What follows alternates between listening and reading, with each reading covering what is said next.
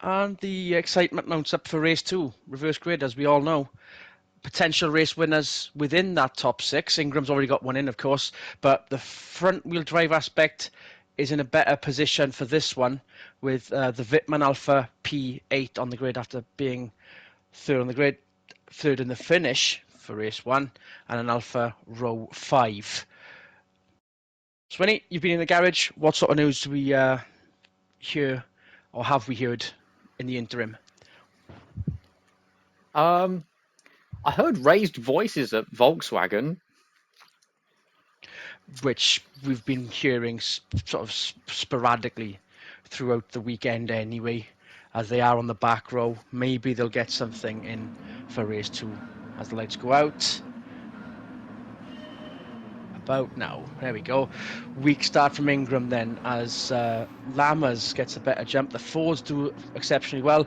Well, okay, maybe Wittmann's going to get into the first corner in the front row. Okay, swarmed eventually by those in fourth and almost fifth. Wittmann is up to fifth. Very good start for Ford. Not so much Ingram's Volvo. Bianchi's still there in seventh, and Thompson has kind of capitulated once again. Webber up to eighth. Very good start for them. As the traffic jam heads up to Remus for the first time, it is the high-speed traffic jam. Lap 1. Yeah, Ingram, I think, got a little bit too much wheel spin and then overcompensated and lifted off the throttle to try and kill it, which just murdered his momentum off the line there, allowed quite a few people to get past, went from second to sixth. He's got his work cut out to get back past him, though.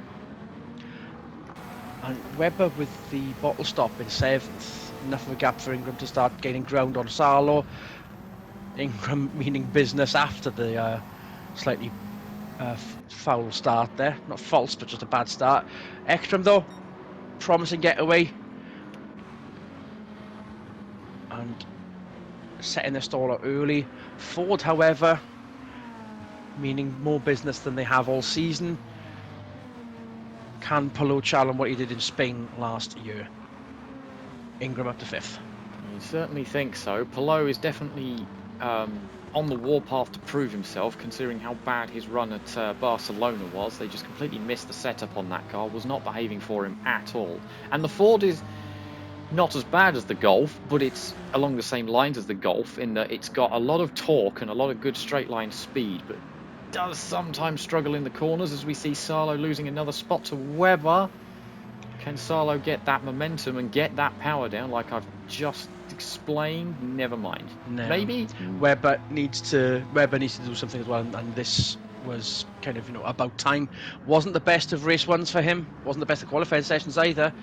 Making up for lost ground and lost points as well.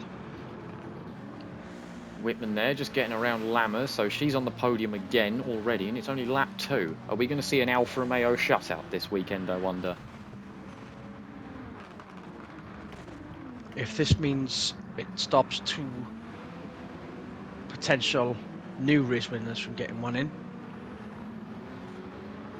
Wittmann's already got one. Palou and Ekstrom. Well, Palou's won in the past. Ekstrom's lined up. Early days yet, but it does look promising. Ekstrom does have a podium so far this year. Came all the way back at Bathurst.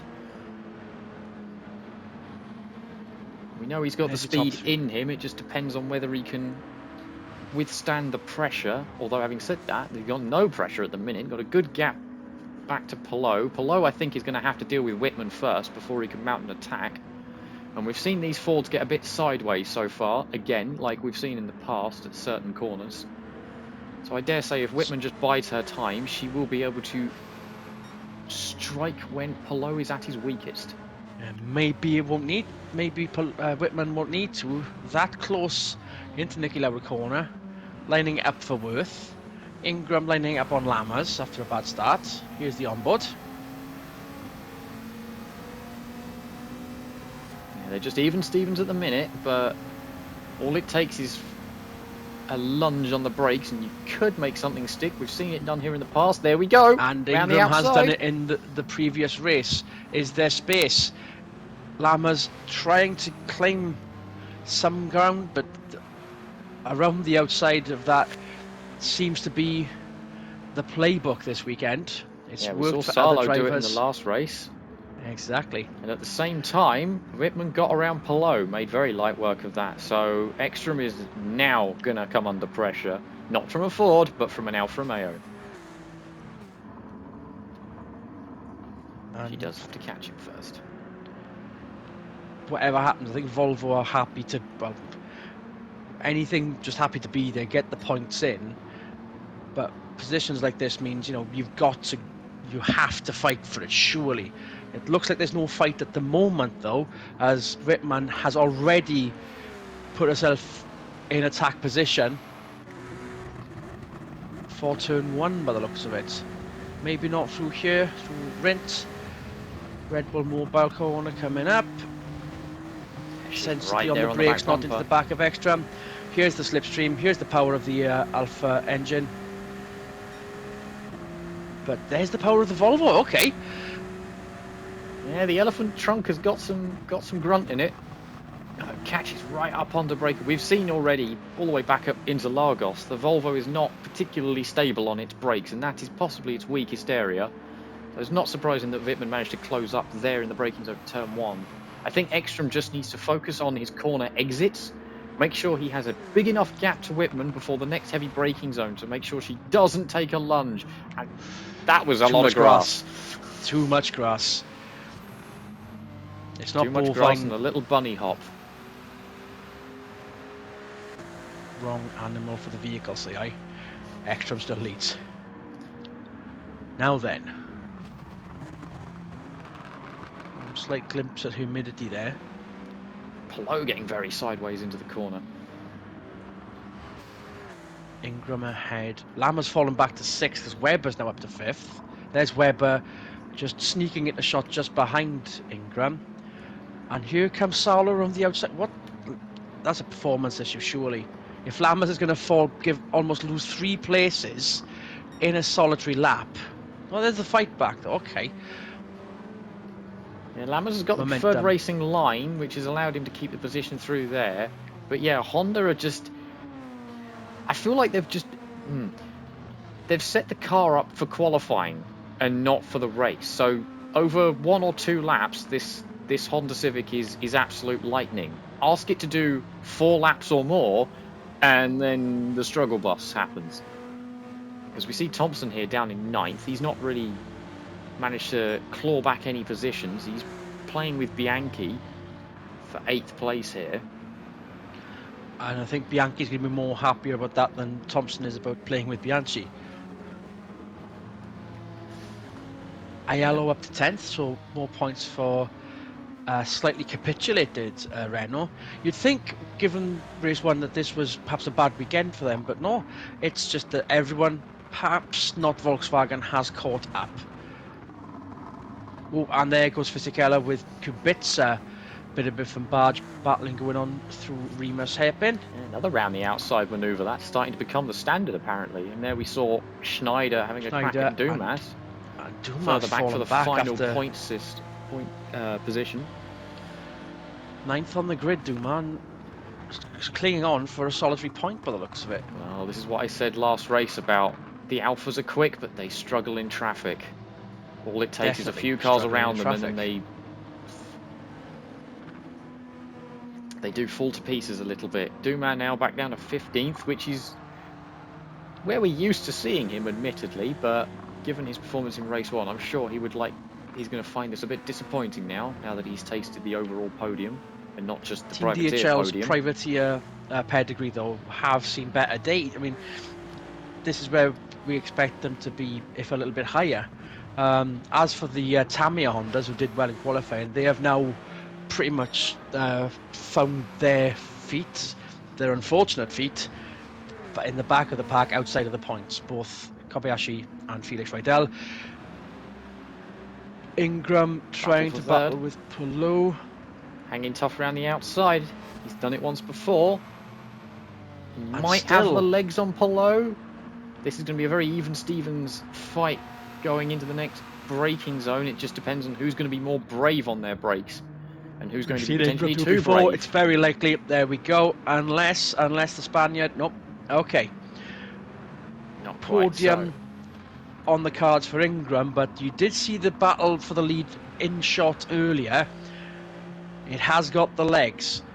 Ekstrom has definitely got the legs from Wittmann. Wittmann hasn't closed up since, and dare I say it's starting to slip back. Yeah, 2 Volvos on the podium. This is going to be a very good day for them and their points haul, considering they are, constructors' terms, they are 20 points in front of Honda. They're a ways off of BMW, so this is just going to really solidify their current 4th place in the championship. I don't know if they'll be able to make an attempt on 3rd and try to take that off of BMW, depending on what BMW can sort out for the next few rounds. But then the next few rounds are at tracks that tend to favour rear-wheel drive cars. They are all tighter, twistier affairs. Now, funnily enough, Seca. I was just looking at the attitude of Ingram's Volvo then through Rint, where last season we did see a lot of wobble on. Now, forgive me if I missed it, I didn't see any potential wobble on at all throughout race 1. There was a couple. I did catch a glimpse of notably these focuses, but they didn't do it through the penultimate corner there. They were doing it elsewhere. Things have improved since last year for these cars then. Yeah, they found some grip teams. At least. It also might be something to do because, of course, we haven't talked about this much since the start of the season, but Goodyear have brought a slightly different compounded tyre for this year, which is having an effect. We've not seen what we used to see where, would it be wise to go flat out early and burn out your set and have to fend off the lead with half the race to go? It's been a completely different behaviour from that tyre, and it's led to races like this. Aiello closing in on the top 5, gaining ground. Slowly half the race to go.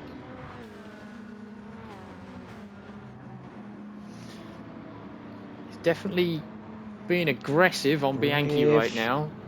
Will he get the switch back on Bianchi? No, Bianchi's well defended that. In theory, not enough Bianchi around the outside. Shouldn't fight this one too difficultly because, of course, he is technically still a Renault factory driver, just not in this championship. Yes, point taken. Similar car. Dare I say it's the same car that Bianchi is now defending from. That's not going to be a good advert for your own European effort with the car behind you. Aiello with the little hurry-up bonk on the rear bumper there. He wants to get past this Ford and get on off up the road after Lammers. Because Thompson's not that far back, and neither is Fisichella, and we've seen Fisichella's got the speed this weekend. There he goes. Although that was a lot of curb and possibly to a corner cut as well, so he was smart to back out of that one. I think I saw all 4 wheels over the white line there. Meanwhile, there would be Webber. worse, no doubt. Okay, Webber means business. Polo, having lost the podium, might also lose a place to Salo as well if this trend continues. Yeah, Webber's looking a lot more racy this time round than he was in race 1. I wonder if BMW have fiddled with the wings a little bit to give him some more straight line speed. Because they've got the stability in the corners.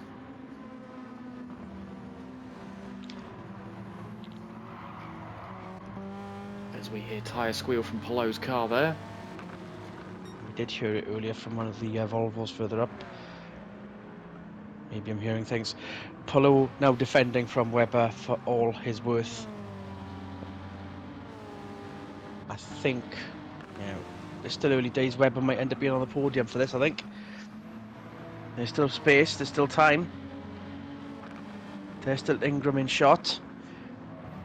But Polo not giving up, sticking to the racing line like a tree. Yeah, this fight is going to go very similarly to the Ekstrom-Wittmann fight for the lead, in that the Ford, I think, has the better straight line speed.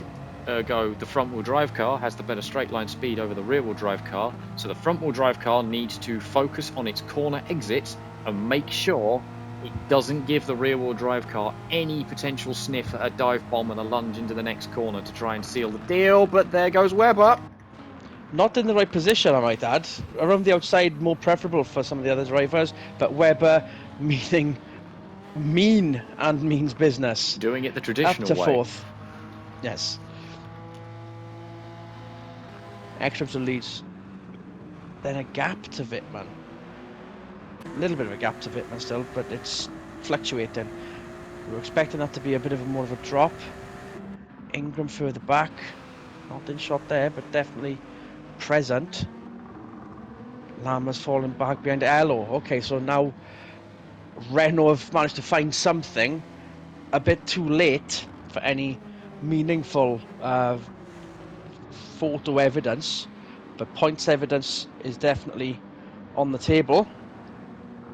And also a surprise Volkswagen there. Wirtz getting something. That's how you get your momentum started. Some points. Yes, it should be. Yes, it could be more. Schneider and Kubica trying their luck. Duma with a solitary point, and I don't think those two Tamiya Hondas are going to get close at Gasho. I was going to say almost last then, but Suarez's golf is definitely last. Gasho is not going to be getting points by the looks of it, which is very much how the turns table turns. No points at all, and that gap is going to come down. Yeah, Gasho is going to hemorrhage a lot of points here. I think that's going to be 15 points. That's a potential 15-point gap to his erstwhile teammate Aiello. He's up here in 7th. He's managed to muscle his way past quite a few cars now, considering he started outside the top 10. Lama's on the outside of Bianchi. Thompson down at 10th. Fisichella, though. It looks like Fisichella's been in the wars a little bit. There were some dents on his back bumper there. As you mentioned about traffic, you did mention about traffic, and of course that's evidence that all you needed, that it has been in the wars in the early laps, trying to gain ground after what can be perceived as an unfair advantage or unfair disadvantage, in that yes, you won the race, so why should you be punished by starting 10th? All in the sake of entertainment, and it's been around for a long time now. You may as well run with it and hope that your points in this round are better than you ever expect. But Fisichella still not getting into that top 10, where a lot more of the important points, paying positions do lie. Yeah, top 5 is really where the big point scorer positions are. Aiello up to 6th. Aiello now up those to sort 6th, of points. Past a Ford. He's got another Ford to get through. The question is he going to pull away, or is he going to bring this entire train of cars with him? Because if he brings this entire train of cars with him, then we're going to see a big scuffle for the top 5. We just saw a bit of Renault power gaining ground on the traffic, so it's not going to be into Remus hairpin. Wittmann down to 3rd as Ingram, who since the bad start is definitely on a mission. Wittmann offline there. Ingram, different turn, but is the around the outside move going to pay off here at Schlossgold? But a crossover potentially? Not quite this time. Well but yeah, Ingram has Wittmann. Caught the Alpha and is this is business. Being very aggressive. You can see that from the onboard. Oh, slight loss of momentum from both of them. Webber could capitalise. The top 4 in shot with 2.5 laps of goodness to go. Though really, Ingram could just not be too fussed about second place here and just be on distraction duty for Wittmann to make sure she does not catch Ekstrom, which she seems to be doing. So this is going to be a distraction duty there. This is going to be a 4-car scrum for the lead if Webber catches. Oh, it's very close. Where did that power come from Ingram's Volvo? He got a better run out of the last corner there. Wittmann had to just lift off the throttles and not go into the back of the Ekstrom in front of her, and that was and it's a Volvo 1-2, which we were expecting to happen at the start. And well done, Ingram, for managing to get it back.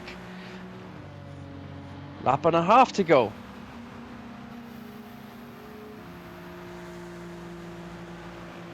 Slight spread out now between the top three. Ingram is now going to be either on I want a second win or potentially rear gunner duty to make sure the Volvo 1-2 is the main thing that is observed. Ekstrom does have the fastest lap so far, so this could be potential max points for the rookie driver here.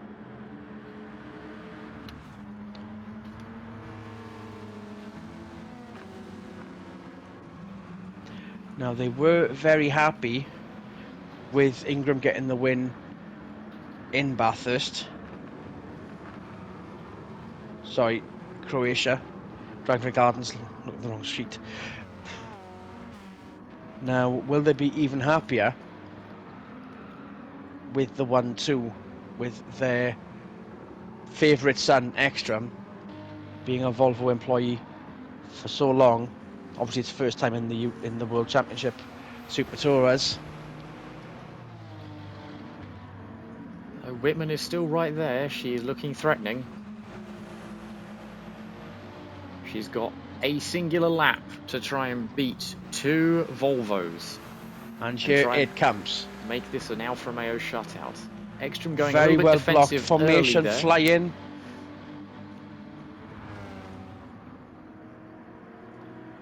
Whitman down the inside for Lauda. Is that going to be clean? Very well defended from Ingram. Yeah, just chop the nose on the Alpha, kill the momentum going down the next straight. Make sure she doesn't have any kind of a run into the hairpin. Good defensive driving there. Webber not really closing, so this is a three-car Aiello battle. up to fifth, by the way. Aiello is cleared, coming in a hurry. You could see him in the back of the shot there. He's cleared the Fords, and he's on a mission to try and claw back something out of this weekend, even if Gasho can't. The dictionary definition of too little, too late. There's Whitman alongside. Ingram a bit later on the brakes. Oh dear. Well, where have we seen this before? Oh yes, Bathurst. Ingram has been punted off from that perspective in the same way at Conrod for the Bathurst round. That is going to disappoint Volvo and disappoint Ingram even more so from getting their 1-2, which they richly deserve for this race. Ekstrom coming in to land for the victory. If Wittmann still wants to see herself as a pantomime villain, she's closing in here.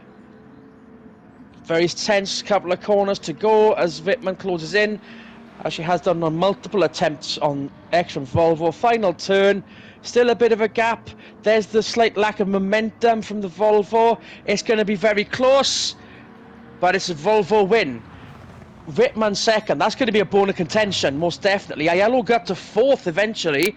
Ingram sixth. Yes, it's a good result for Volvo, but that could have been oh so much better. We shall have to talk about that when we get to the American round at our next footage.